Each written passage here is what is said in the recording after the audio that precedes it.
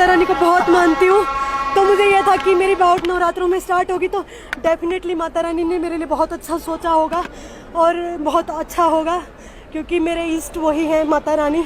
तो मुझे बहुत अच्छा लग रहा है और मुझे पता है कि उसने मुझे यहाँ तक पहुँचा है तो वो मुझे गोल्ड मेडल तक भी लेकर जाएगी। आपने उससे भी आगे बढ़कर करा, बेलारूस की बॉक्सर को आपने रिब्स में बहुत मारा है, क्या कुछ स्ट्रेटेजी थी, थोड़ा बताएं मैच के बारे में। जी, बेलारूस की जो बॉक्सर थी पहले वो भी वर्ल्ड मेडलिस्ट है और वो 75 में ब्रॉन्ज मेडलिस्ट है और वो कोई ऐसी बॉक्सर नहीं थी, बहुत अच्छी बॉक्सर थी।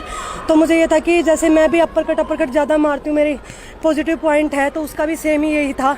मुझे पता था कि मुझे लास्ट तक बहुत लड़ना पड़ेगा, क्योंकि ऐसे नहीं है कि 2 राउंड मैंने खेल लिए तो वो मुझे छोड़ देगी, क्योंकि मैंने उसका गेम देखा है।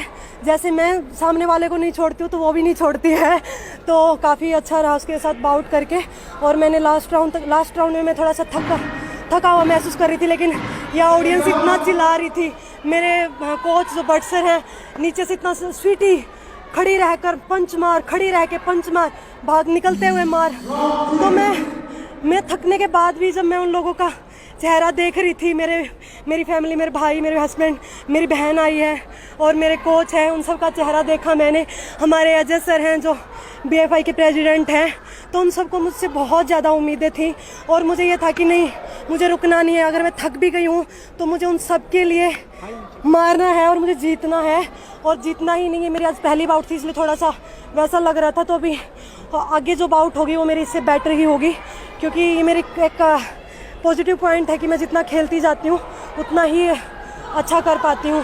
सो मुझे बहुत अच्छा लग रहा है कि क्राउड यहाँ आई हुई है और हमें सपोर्ट कर रही है। तो मैं सब लोगों को ये बोलूँगी ज़्यादा से ज़्यादा लोग आएँ और मुझे सपोर्ट करें और मेरे लिए प्लीज़ प्रे कीजिए कि मैं अपने देश का झंडा सबसे ऊपर रख पाऊँ, और इसके लिए मैं जी तोड़ मेहनत कर रही हूँ और बस मुझे ज़रूरत है तो सिर्फ आप लोगों की दुआओं की। सो प्लीज़ मेरे लिए दुआएं कीजिए कि मैं गोल्ड मेडल जीतूँ।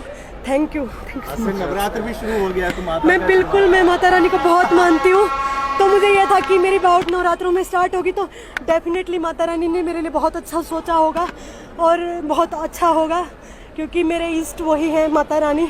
तो मुझे बहुत अच्छा लग रहा है और मुझे पता है कि उसने मुझे यहाँ तक पहुँचा है तो वो मुझे गोल्ड मेडल तक भी लेकर जाएगी। लास्ट 16 को वहाँ शुरू हुआ कंपटीशन, 22 को लड़ी गई। इस दौरान कैसे वक्त कटा, इंतजार किया, बाउट देखा, कैसे क्या कुछ रहा है? देखिए कि इंतज़ार तो बहुत करना पड़ता है और बोरिंग भी लगता है, और मुझे पहली बार ऐसा हुआ कि मुझे बाई मिली है, वरना मुझे बाई मिलती ही नहीं थी। तो मुझे जितने छोटे वेट्स की बाउट होती उतनी बाउट मेरी हमेशा से होती थी, और पहली बार ऐसा हुआ कि मेरी बाउट थोड़ा लेट स्टार्ट हुई है। मेरे से बड़े वेट वालों की बाउट मेरे से पहले होगी, क्योंकि उन लोगों को क्या उनका शेड्यूल ऐसा बना गया कि उनकी पहले आउट हो जाती है।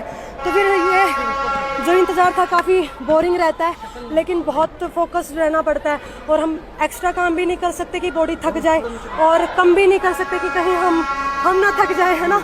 तो फिर बहुत संभल कर काम करना पड़ता है और इसके ऊपर हमारे भास्कर सर ने बहुत काम किया।